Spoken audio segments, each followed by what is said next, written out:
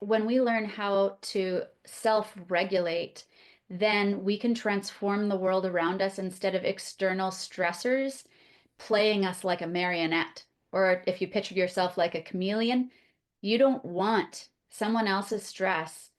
You don't want Mhm. to take that on, or it will control your life. So, learning how to self regulate is so important. And there's a process, it's my mindset matching exercise, and it helps you create new change, no matter if it's financial change you need, or an improvement in a relationship, or maybe you want to boost your health in a certain area, make more time for that.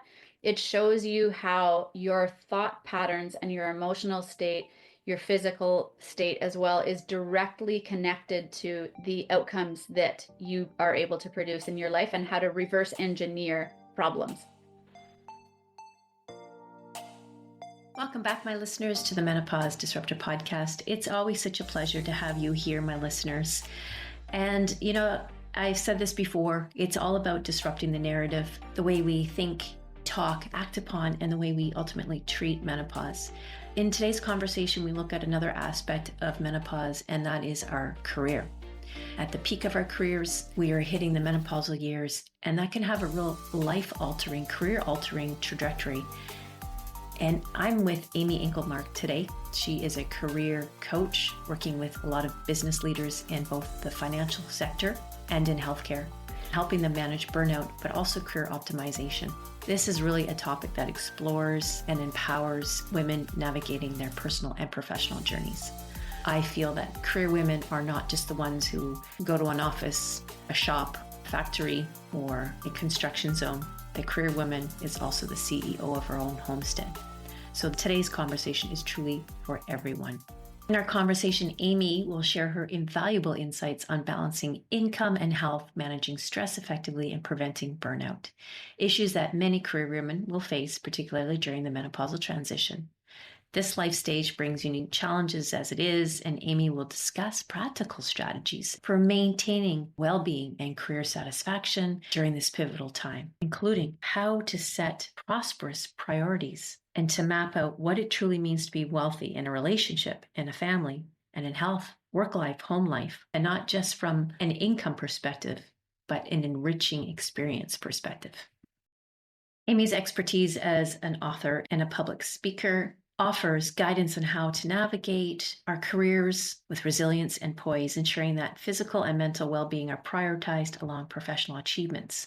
And she's going to give us practical action items that you can do right now using tips that she uses in her 2 published novels, with a 3rd on its way. So stick around and find out what those tools are right away. You can also visit Amy on her website to access her toolkit and possibly even explore how you can work with her. But before we get started, here's something you need to know about Amy Englemark.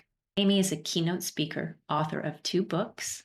First, Burnout to Bliss, 21-day plan to boost health, wealth, and happiness. And the second book, Powerful, How to Remain Calm and Joyful When Everything Feels Out of Control. Both available on Amazon. Amy is also a leadership consultant and spiritual business coach for physicians and business leaders. Some of Amy's clients have included Toronto Dominion Bank, the Yukon government, Coastal Community Credit Union, and healthcare organizations. She's passionate about sustainable leadership, burnout prevention, and career optimization, ensuring health, wealth, and happiness. You can connect with Amy from her website. She's also on LinkedIn, Amy-Englemark, Facebook, and on Instagram, and I'll have all those links in the show notes. Please join me in welcoming Amy Englemark. Welcome, Amy Englemark. So pleased to have you on this podcast. And this is a topic we're going to discuss that is really near and dear to my heart. There's alarming statistics out there. One being 1 in 10 women will leave the career force because of their menopause symptoms for whatever reason, psychologically, physically, a combination of both. I too left the workforce, admittedly, because I just felt like I could not find that life balance, that work-life balance, and to stay on top of my hormonal health. Before we go any further, I want to welcome you to the Menopause Disruptor podcast, Amy. This is a thrill to finally have you on the show. So welcome. Thank you. I'm super excited to be here. I'm so happy to get into this topic that we don't talk about enough, and that is the burnout. I feel that a lot of career women, and let's face it, peak career happens to coincide with the age of a menopausal transition, being about 45 to 55. So many women who've been in a career since their 20s are now hitting those peak positions and able to advance to further management roles, accelerate, and even if they're in a career where they're self-employed and suddenly this menopausal transition is upon them. But I tend to think that a lot of these things have underlying stories, if you will. We were already feeling the pressures of some kind of burnout, perfectionism perhaps. And finally, menopause comes when estrogen's no longer protecting us and is revealing to us we have some hard choices to make. So let's just dive in right there. What is happening to career women and why are they suffering so much with this burnout? Yeah, well, from what we're seeing, burnout is directly related to our revenue potential. You were talking about that.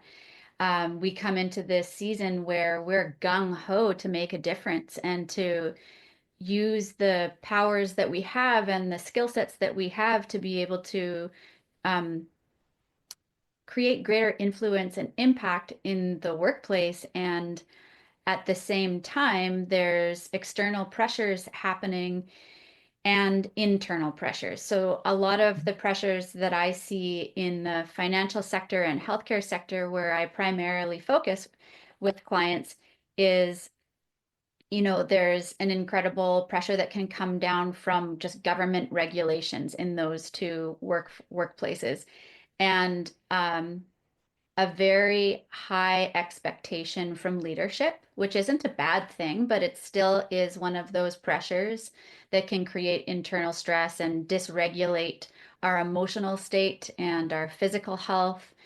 And then we have the internal expectations of ourselves to be able to do everything to such a high level that it's unattainable. Mhm. And we have these internal pressures that are assumptions that others expect something of us that isn't always the truth. And Ah, so the stories in our head can create a real big problem as well. Our negative bias can be really nasty, have nasty consequences. So those are some of the things that really disrupt our joy, our energy, our passion, and our profit. aha. First of all, let's take a step back. What drew you to work on the organizations, and in particular in the healthcare field, that made you realize or helped you realize that there was a definite deficit, if you will, on how a woman was performing and what she was experiencing in her career in the healthcare field in particular? I'd say that was definitely a God thing, if I can bring spirituality into here. Absolutely. Conversation. Yeah. I had young kids at the time when I was starting my coaching and consulting practice, and I was focusing on working with female entrepreneurs. Now that's changed and become very niched and specialized, and it happened because of the street that we decided to buy on.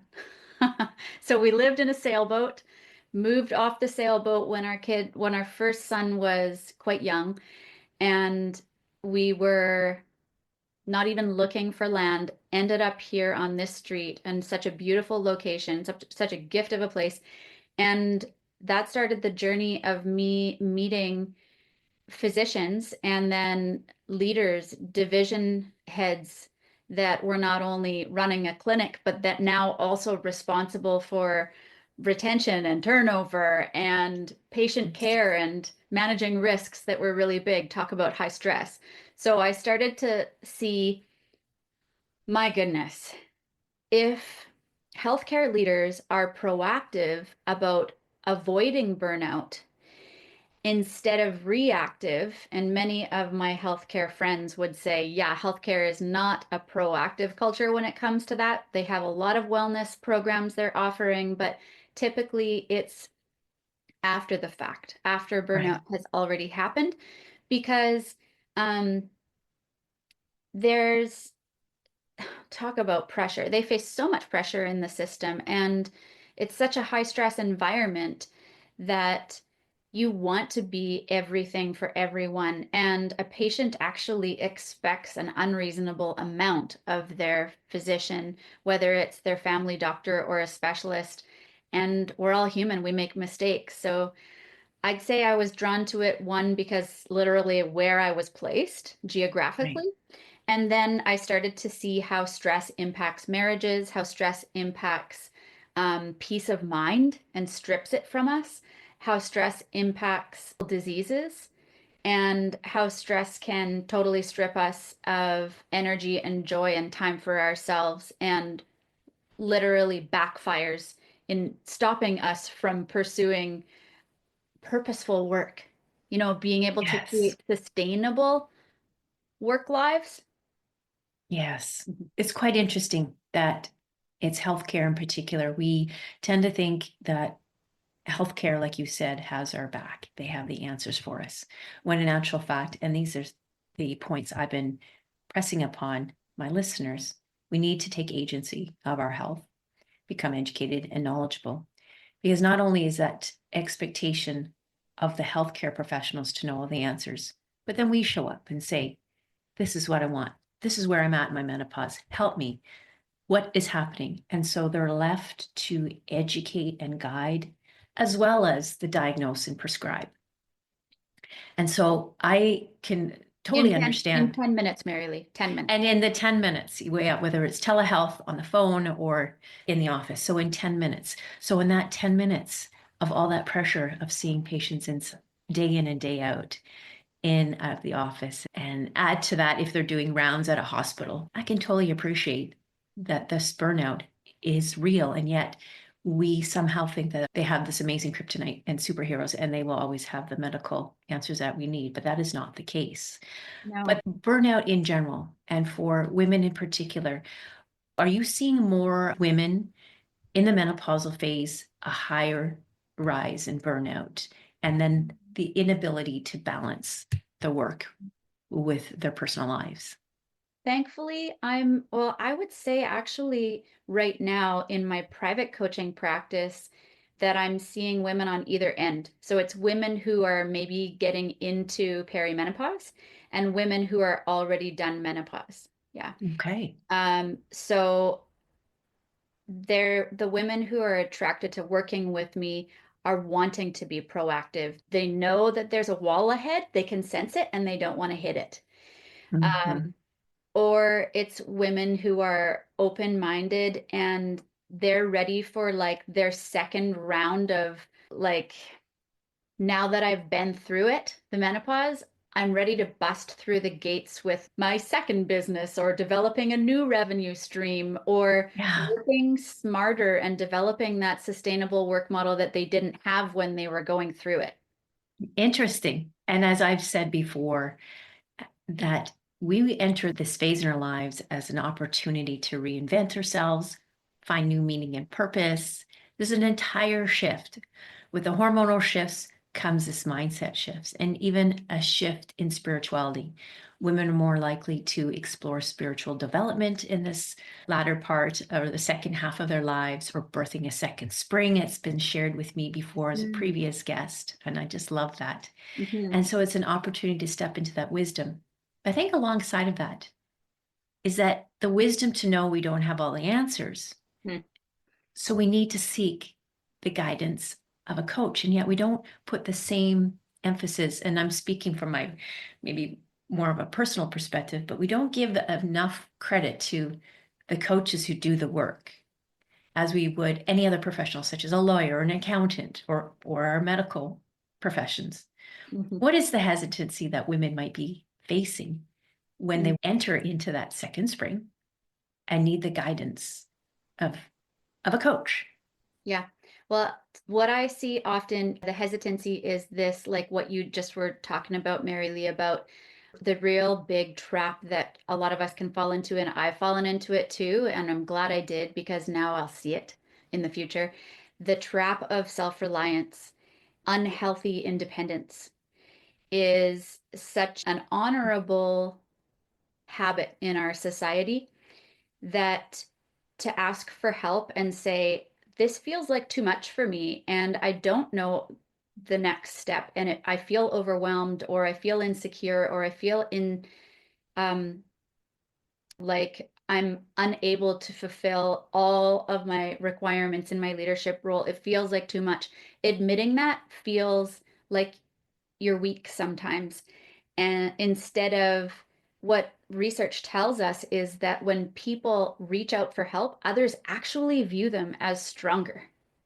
And if you Yes. think about a woman you've seen who's able to rely on others, ask for help, and glean from the support and experience and wisdom from someone else who's gone ahead of them, you're like, I want to do that.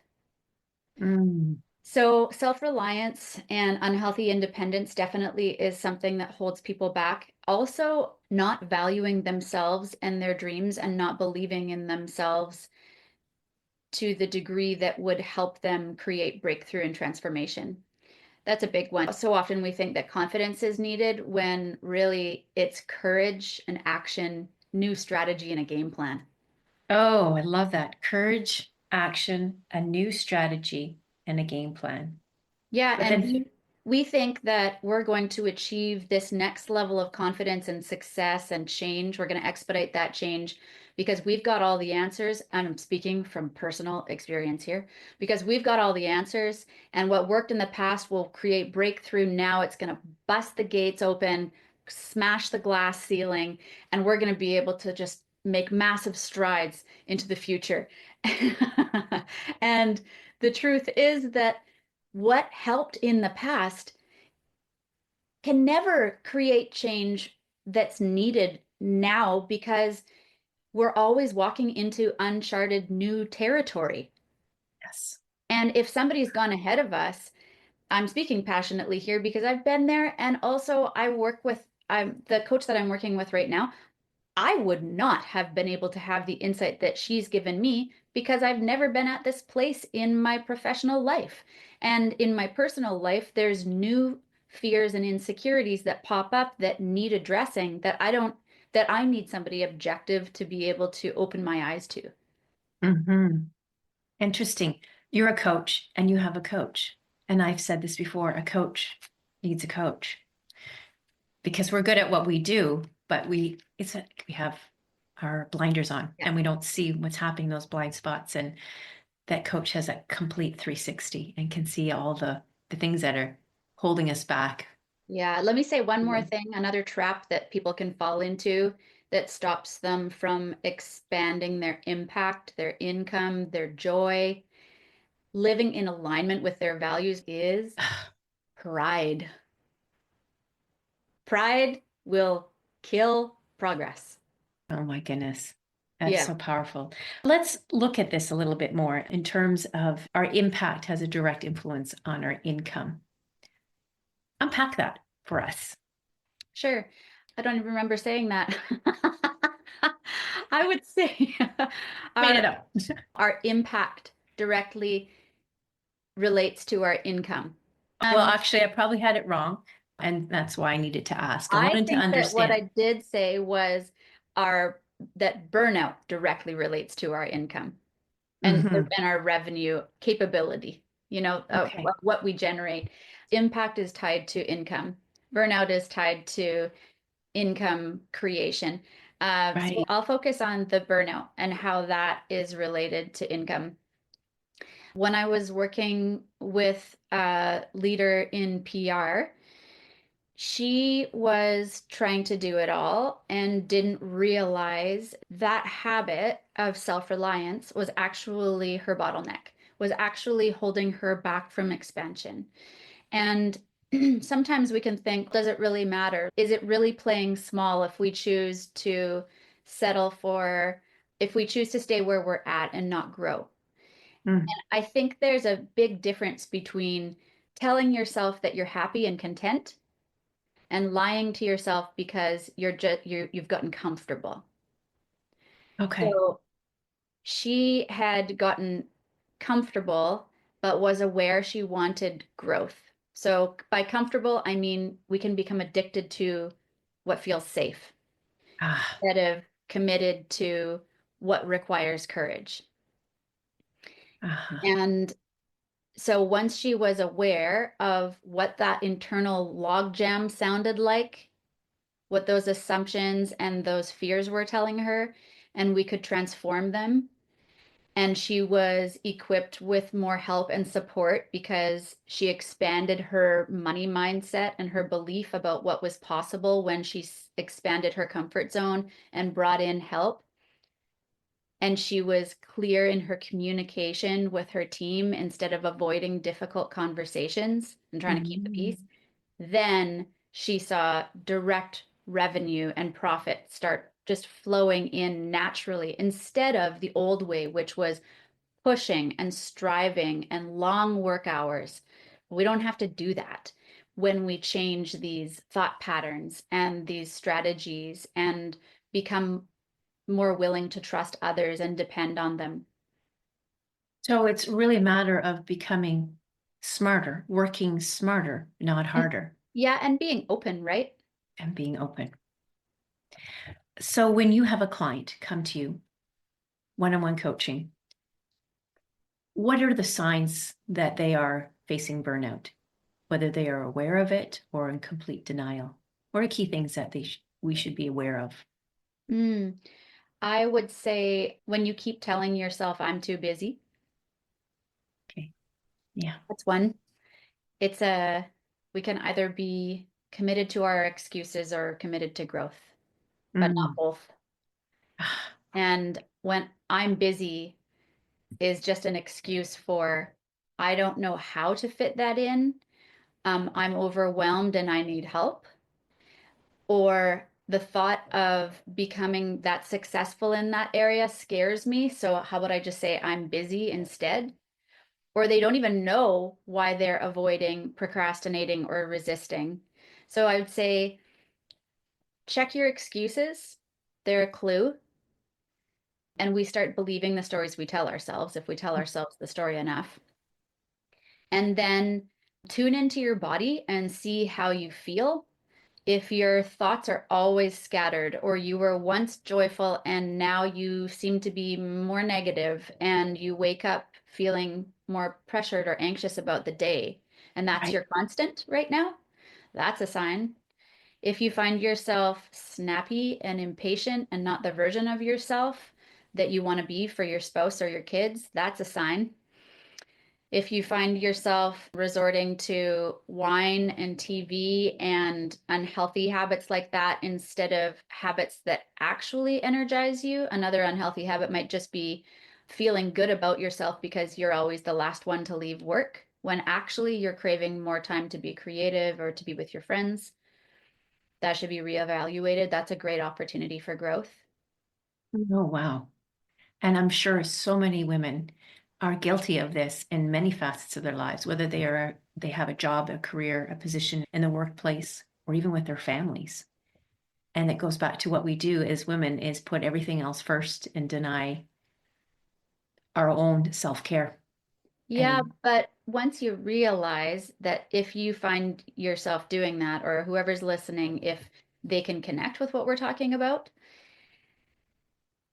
the next step shouldn't be shame and self-judgment because we don't know what we don't know until we finally know it. Right? So shame and self-judgment is not going to help you progress out of that habit loop and develop better habits to regain your energy and your passion and, have the work life that satisfies. Mhm. What does is just, oh, okay, I'm just going to be curious and look at my life objectively here. Okay, that's what I chose. Maybe I chose it because it helped me in some way in the past, but is it helping me anymore? No, definitely not. Okay, well then what can I do about it? And then moving forward with that slant of what's the opportunity in this discomfort? Right. Talk us through a little bit about your one-on-one coaching. And of course, I don't want to give it entirely away because we want to encourage our listeners to come find you. But when they've come to you, and you, as you said, most often they're ready for it. They're very proactive. They don't want to hit that wall, like you said.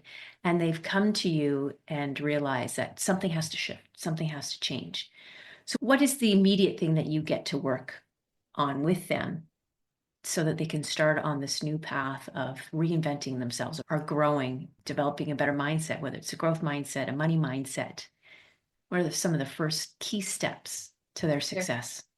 So we first assess and identify the dream to get clarity on the vision of what do I want right now in my life. And as my specialty is burnout prevention and career optimization, there's usually a strong focus on happiness and success. What does that mean for me professionally? And also, what does that mean for me personally? Okay. Instead of, so we untie any, if you picture yourself as a hot air balloon, then often the people that I work with have ropes tied to the ground still that stop them from rising to the heights that they want to reach, right? So those ropes are like the old emotional and mindset programming that stops us from making progress. So I identify and get to the root quickly of what maybe has been holding clients back for years, causing frustration and making them feel stuck. And we unstuck them. So I have a process for that. And remind me at the end that I can tell listeners where to go to get some free resources. Wonderful. Once we've worked on the mindset stuff and we've clarified the vision, then we start mapping out a plan of action that includes things like what new boundaries do I need to set so that I can reclaim time for myself, regain my energy, regain my passion, and be able to map out a plan so that I can feel professionally fulfilled at this time in my life with the skill sets that I want to gift to the community around me. How can I use those? We map out the action plan using leveraged strategies to create greater acceleration because I'm all about speed and shortcuts. Where can Yeah. we create like a 2 for 1 or a 3 for 1, right? And Love it. save time. And once we have that plan of action in place where we're looking at, okay, I've got these new boundaries now in my family life and at work. I've got new communication strategies to be able to set those boundaries clearly and kindly instead of being way too flexible or way too forward and burning bridges. And then I also have a new mindset around myself, my value, my worth, my importance, which boosts confidence in the professional world to be able to do things like go for that. This physician coach, that a client that I was working with, applied for this training and was the only person selected in Canada to attend. So that takes guts. So when you're equipped with an action plan and a new mindset that helps you be courageous and gutsy and helps you take action, because now we all know everyone is pretty much the same on this front. Most people really benefit from external accountability and they're not as accountable to themselves. They just let themselves off the hook so often, right? Once you have those tools and communication scripts and new ways to set those boundaries without feeling guilty, then the world becomes more accessible. Your dreams become more tangible. There's way more to it, Mary Lee, but that's a bit of Yeah. structure to give you. So I would imagine then that these are the themes that you discuss in two of your books, two published books. So Yeah, Amy, why don't you just talk about those two books, sure. the general themes, and of course where our listeners can find them. And let me just say, I am so impressed. Two books already. One just came out last April, 2024. Congratulations on Thank that. you. And I was having a quick read over them, and I thought these are very powerful tools that every woman, careerist, or even the career of her own home, the CEO of her own home, can benefit from. So go ahead, tell us all about those books. Okay, well, yeah, I'm very proud of these books, and I'm always wanted to write in order to provide tools for people that I might not ever get to work with. Mm, They might not ever be in an audience that I speak to. They might never work with me in a group setting or one-to-one, and yet they can still get the tools, or some of them. So the first book, From Burnout to Bliss, this was a baby that was in my stomach for 7 years, and then finally I birthed it Like it took 7 years and I rewrote it even. This focuses on helping people who feel like they are always on the speed train, always busy, and never have a minute to fully breathe. Read that book that has been halfway read for the past year. Yes. Um, and in it, I debunk this myth that busy is actually productive. It's not. We know that, but we just fill our lives with things that make us feel like we're productive. And then there's that little voice that says, I want to be focused. I want you to focus your attention on these top priorities. They're what matters most. So I help you clear out space in your life with the tools in this book to be able to truly feel like you're reclaiming your time and you're using it in ways that make you feel successful. You're living a value aligned life instead of Mm. sacrificing your, say, personal health or family time for professional success, or you're sacrificing money so that you can have fun when we truly can live a life where all of our values get met. So that's the first book, is learning how to unbusy yourself, but still feel valuable and important and needed and successful. The second book is, like you said, it was published in April last year. It's called Powerful. And I wrote this. I knew that when I was going through a really challenging time and money started to slow down to a trickle in my professional life, it was such a scary time for me, and I felt really insecure, and it was really hard for me to hold on to peace and stay calm during that season. So Mm. it's the story of how I walked through that really excruciatingly uncomfortable time, and one that I felt ashamed of and embarrassed of, and the lessons and the gold that I picked up on the floor of that valley before I got back to my next mountaintop. And that helped me transform my emotional state so that I could transform my circumstances again and get the money flowing. And I learned how to, and readers will get a lot out of this, I learned how to regulate my nervous system and transform my thought life to maintain calmness so that I held on to that ability to focus and stay creative and optimistic. And those feelings weren't derived from my external circumstances because things weren't going well in my professional life. But when we learn how to self-regulate, then we can transform the world around us instead of external stressors playing us like a marionette. Or if you picture yourself like a chameleon, you don't want someone else's stress. You don't want Mhm. to take that on, or it will control your life. So, learning how to self regulate is so important. And there's a process in here. It's my mindset matching exercise. And I believe it's like a 4 to 5 part tool that I call the Inside Out Transformation Tool. And it helps you create new change, no matter if it's financial change you need, or an improvement in a relationship, or maybe you want to boost your health in a certain area, make more time for that.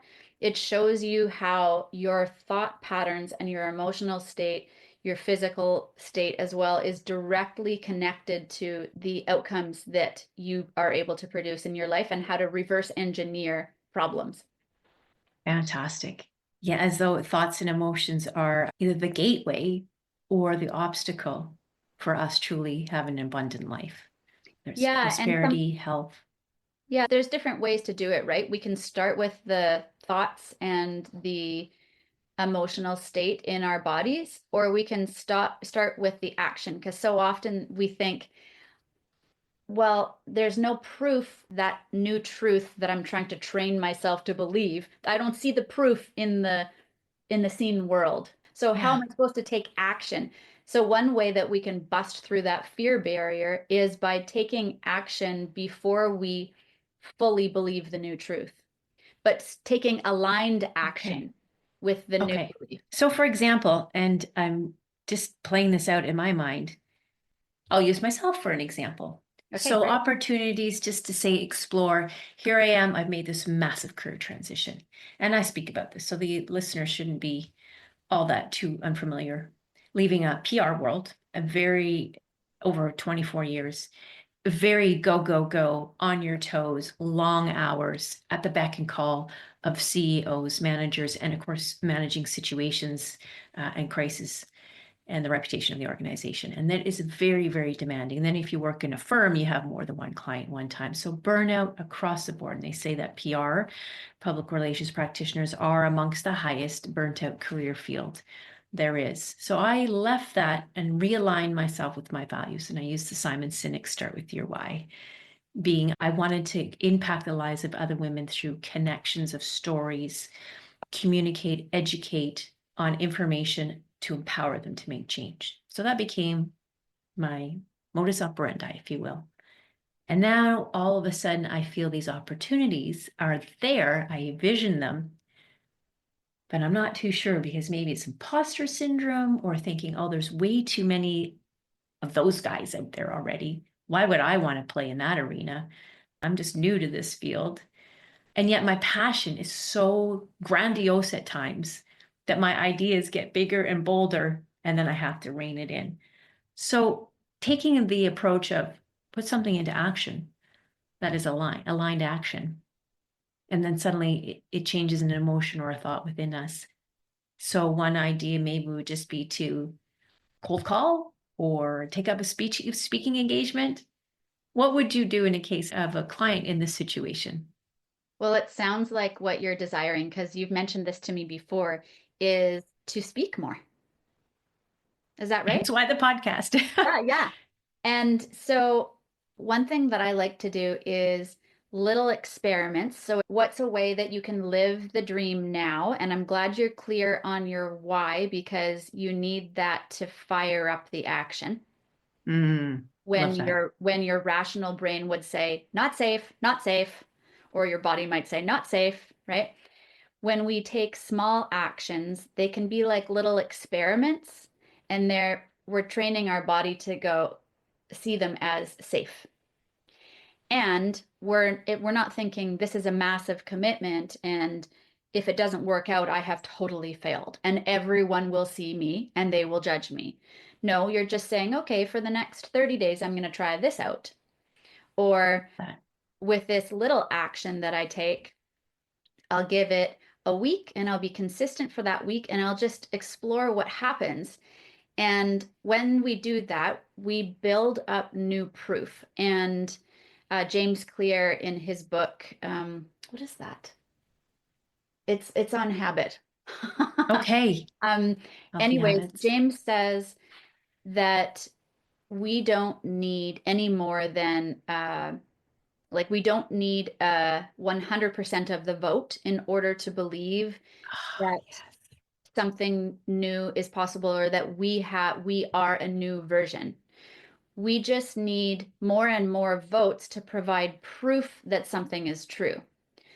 And the more emotionally connected the experience you can create for yourself, the more good it feels or the more safe it feels, the more likely you'll take it again. I love that. And a statement that you can use with yourself that I've found very helpful in my life and I share with my clients is I approve of this new person that I'm becoming. And then you write out what it is that you want to become. And this helps you break through any resistance that would come from, say, if it's an income goal or I'm going to get all of this attention, and you've got some old story that says attention will lead to bad things happening. You want to be able to slice through those old stories by being the loudest, the most important voice that you listen to instead of other people's voices and opinions. That is so So powerful. Yeah. it's really important because we can waste so much energy and resist taking action because we're focused on what other people might think Mm-hmm.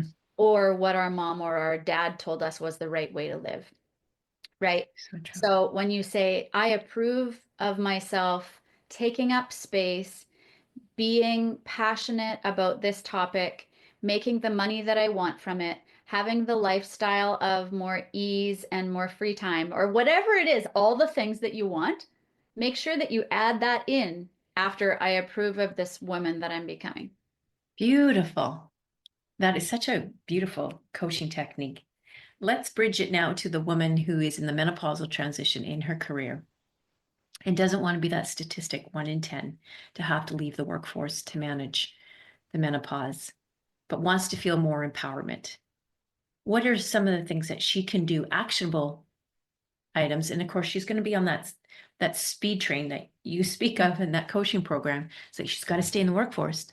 There's no decision or there's no hope in hell that she's going to up and leave, particularly when there's so much at stake or there's a great vision in front of her for continuing on, even if it's just to continue contributing to her pension, for goodness sake, or to the home income.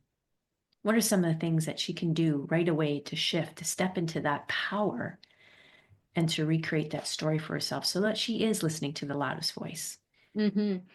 So I would say two things come to mind right away. And I talk about one of them in my next book because I'm on the way to the third book. And then one I just coached a client on recently. So the first is I would encourage her to stop being so flexible and listening more to what I want and make that a daily practice.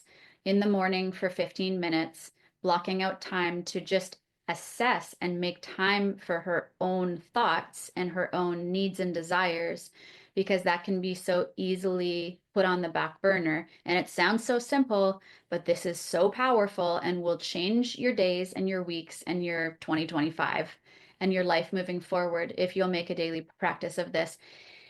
When you touch in with yourself, you'll realize the areas where you've been quite flexible for your spouse, for your children, for colleagues, for leadership, for clients, if you're a business leader. And it will show you the areas where you need to reclaim time and protect it for yourself. It'll also reveal values that you haven't been honoring. So, for Mm. example, I'll give you a story from one of my clients' lives. She, let me just say, she is an engineer. She's not an engineer, but let's call her Mary. Mary the engineer. Mary the engineer. Okay. And she and I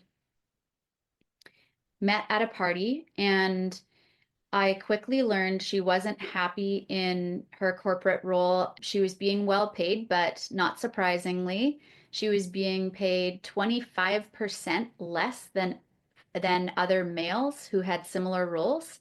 Yeah. It's Another really alarming frustrating. statistic.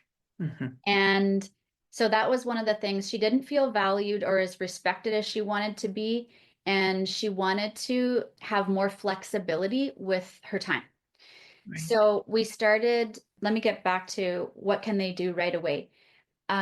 We looked at where she wasn't valuing herself and respecting herself. So if I was respecting myself, listeners could fill in this blank.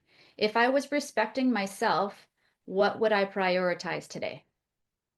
If I was valuing myself and what I need and my happiness just as much as the people around me, what would I prioritize today? So fill in those two blanks. You can do that in 5 minutes, even if you don't want to start with 15 and you just spend 5 minutes asking yourself those self-reflective questions. Then you'll realize, oh, these are the boundaries that I need to set, and you'll be more clear. So that's a good starting point. And the second recommendation that I have is called prosperous priorities. So once you know where you've been sacrificing yourself for others, you have an opportunity to honor yourself and love yourself Oh, just as yeah. much as you're extending yourself for others. There's a way to do both. You don't have to be an uncaring person when you start prioritizing yourself, and you don't have to sacrifice income either. There's a way. So prosperous priorities helps you zone in on the greatest income, like the greatest priorities that will create those like expedited wins, like I was telling you about. And they also help you identify like what does wealth mean in my own personal health? What does wealth mean in my relationships? If I was wealthy in my relationships, what would that look like? If I was wealthy in my emotional, spiritual, physical health, what would that look like? Instead of just I'm wealthy in my finances, we can be in poverty in our personal lives, right? So Yeah. with prosperous priorities, you map out the things that you will no longer be so flexible on, and you start mapping into your schedule the things you care about most, and you create structure so that they don't get so that you're not that person at the end of the week who says, "Oh, again, I didn't make it happen." It's so fascinating. I would try this for an experiment just for 1 week. Map in time for what is important and matters most to you, and see how you actually are able to accomplish the other things that still need your attention. Gets put into our schedule, I'm sure you see this too. That's what gets our attention. It's like we're going to put Gotcha. a doctor's visit into, we're not going to miss the doctor's visit. So why are we not putting time for exercise, or this might sound funny, but like intimate time with our spouse in there? Why are we not putting time in there to look at our finances and Yeah. to manage our finances? Yeah, so structure. Yes, that's true. Yes. And that's what I see too. It's being a menopause doula is that vision casting, and it's more than just that. If your vision is that postmenopausal years, your bones, your muscle health is your cognitive function is still strong and healthy enough for you to carry on a beautiful life well into your golden years, grandchildren. What do you need to do today? Reverse engineer, if you will. What do you need to do today? But it's the scheduling, that structure part. And it comes down to everybody else comes first, and then I'll tend to my needs. Whether it's grown children or still raising children that are in school, they tend to get the first priority, husband second priority. And I'm glad you mentioned that. Scheduling in time, exercise, scheduling in time for morning meditation, scheduling in time for intimacy and pleasure, Yeah. because there's enough science that has proven that our mental health, our cardio health, our brain function improves with intimacy and pleasure, dopamine, serotonin. And if we're not enjoying our lives, then I don't know. Yeah, It's like life yeah, can become very dull and you end up being a shell of yourself. Like, that's true. you don't want to sacrifice your soul for success. Yeah. What my mom used to always say, all work and no play made Jack a very dull boy. And she was right. I love these tricks and techniques talking about business and prioritizing productivity.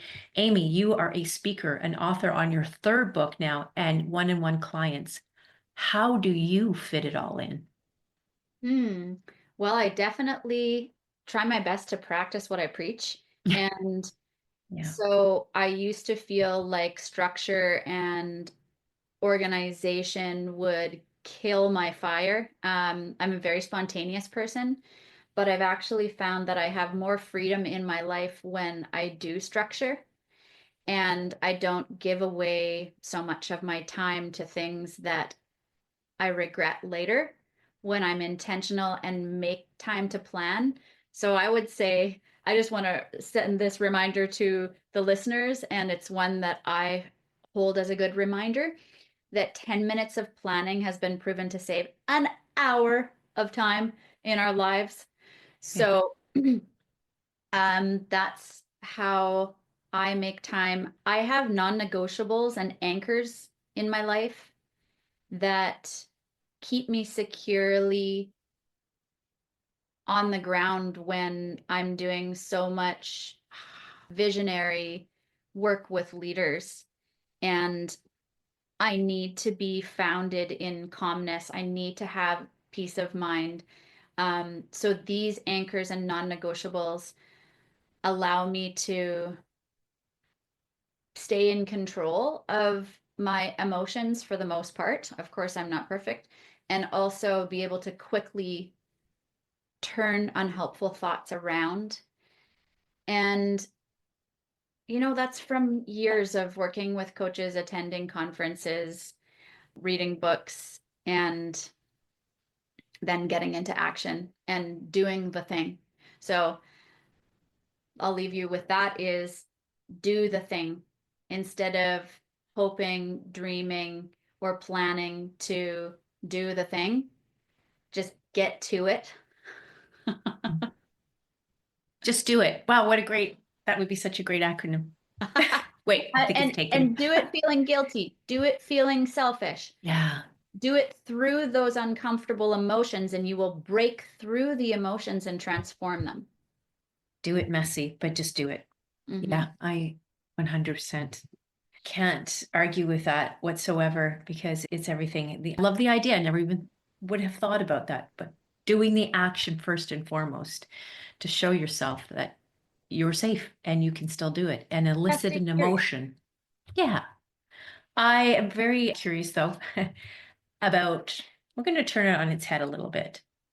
We've talked a lot about the individual, but how can the organization restructure and shape the environment such that it has a culture where it allows people that time to rest or prioritize and sends the message to everybody that it is important self-care. This is not just plain lip service or signing up for some webinars that the HR team has to put on. Is that you really are walking the talk of this is an organization that values and respects individual self-care and prioritizing. Yeah, I would say two things. One's from a helicopter view, and one is down in the organization that's specifically leader focused. So, from a system point of view, valuing the person and not just the performance is paramount. I guess I love my P's. We have a trend. Yeah. And when we do that as leaders and CEOs and executives, we're going to have enough emotional intelligence to know that burnout directly impacts every aspect of business or healthcare and has such a ripple effect that can be avoided if people are proactive. So taking on a proactive perspective on training that they provide for their teams. Like I'm doing multiple keynotes and leadership presentations this year, and one of them that isn't quite signed, and I can't tell you about it fully yet, is where I have the potential to step in and show leaders, top leaders in that company, it's in the financial sector, how they can build emotional resilience to better balance between their professional priorities that are client facing and, like hitting targets, and also their desire to be the dad and the spouse that they want to be at home and have the health. So, how do you manage that stress under pressure well so that it doesn't eat you up and take you over? Trainings, I would say, is one thing that from a system level, leaders can be proactive about providing. And then from a leadership perspective, like say regional directors or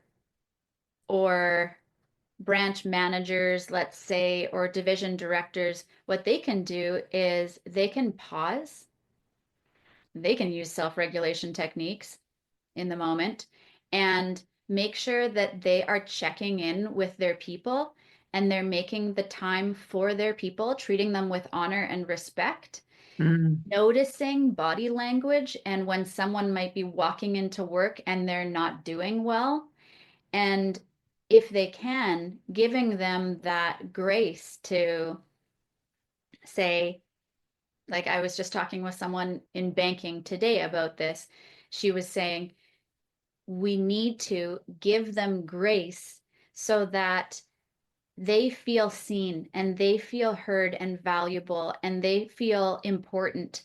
And maybe you can give them extra time to process.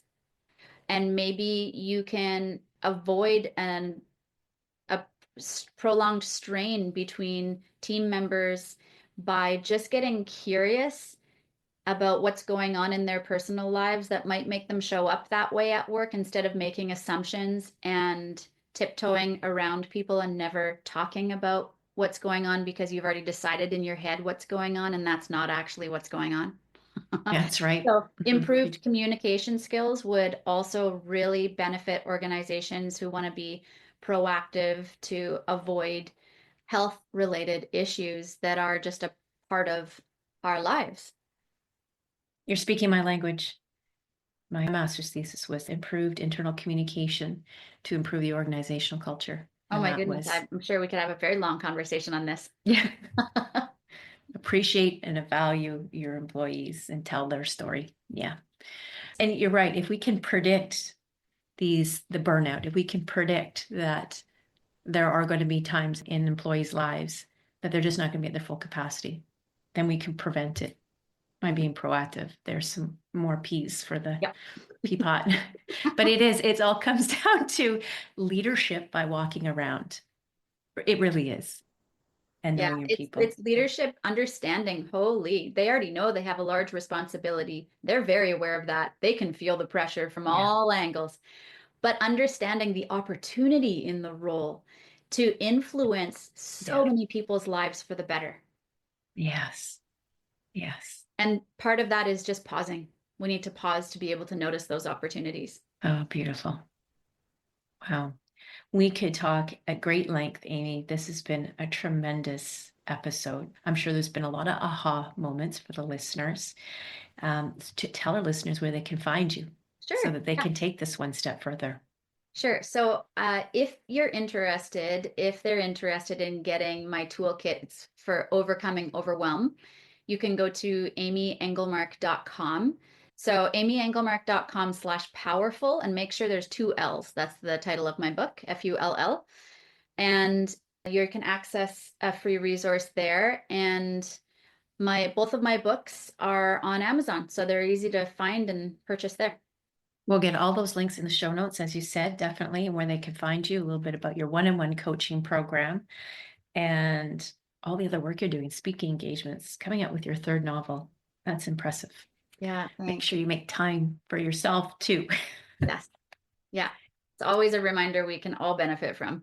Absolutely. Amy, this has been so delightful. I am so glad to share your story. You have wonderful analogies, very vivid description of exactly what it is that's happening in our transition and even in our mindset. So I am really hoping that the listeners will get those aha moments. I know I did learn so much from you. Thank you again for being a guest. Thanks for having me, Mary Lee. Let's talk soon. A really great informative conversation with Amy Englemark. She has profound insights and years of experience. She gets this. She understands the demands on professionals to stay focused on their job, but also regulate their emotional well-being and their self-care, balancing career with health, and the best practices to be proactive in stress management to avoid burnout.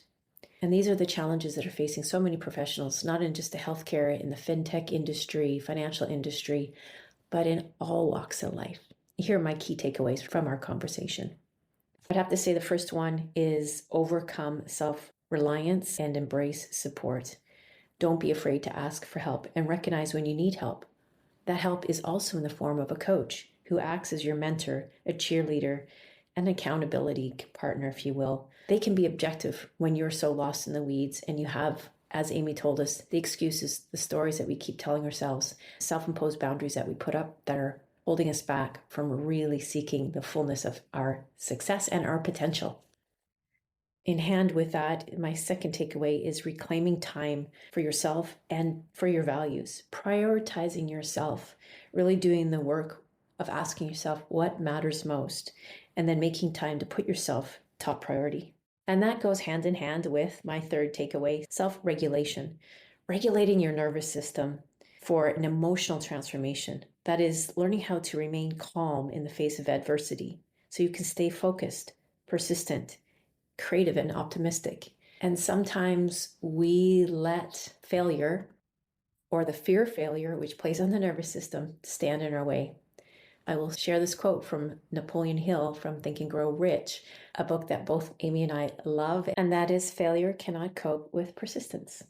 And my next takeaway is women in the workforce, burnout, and then add to that her menopausal symptoms. 1 in 10 women are leaving the workforce because of the symptoms, which are closely tied to burnout as well. And you can read more about that in my blog. I'll share that in the show notes. This goes back to prioritizing self-care and emotional regulation, but also the emotional intelligence of the workplace to support not just women, but men as well. Supporting employees by becoming mental health aware, but also menopause aware. And this is the work that I'm doing in this field as a licensed menopause educator, is to bring into the workplace knowledge to help them become a supportive environment that opens up conversation, to check in with people. Hey, how are you doing? So that we don't have to feel blamed or shamed or hide away from what we're experiencing, be it menopause or burnout. And some of the work that Amy is doing in this field is to help educate leaders, managers, and HR teams to build a culture that empowers employees. This is why I like Amy so much, because we have very similar vocations, and that is I work with employees as well in corporations, large and small, to support them to create a culture that understands there are many transitions in life, health transitions, menopause transitions. By bracing them, we're sending a message to the entire company that everyone's health matters. More so, we're prioritizing our most important return on investment, our people. This reduces absenteeism, presenteeism, and increases retention and recruitment. So if you want to learn more about that, I will also share my link in the show notes of how to be a menopause champion in your workplace. Do check out Amy's website and her books, which you can find on Amazon. All those links are in the show notes. If today's insights resonated with you, I'd love for you to be a part of our growing community of menopause disruptors. Hit that subscribe button wherever you're listening right now. And if you know someone who can benefit from these conversations, please share this episode. Sometimes a simple act of sharing can be the first step in someone's healing journey. And hey, if you're ready to take the next step in your menopause journey, I'm here to support you. You can find all my services, including my comprehensive menopause intelligence digital course, one-on-one coaching programs, and workplace education services at mlcoaching.com. It's in the show notes. Want to stay connected and get regular doses of menopause wisdom? Follow me on Instagram at Menopause Disruptor Podcast, where I share tips, insights, and real conversations about navigating this transformative phase of life. Let's continue to disrupt this menopause conversation together. Remember, midlife should be the best life, and it will be. Namaste.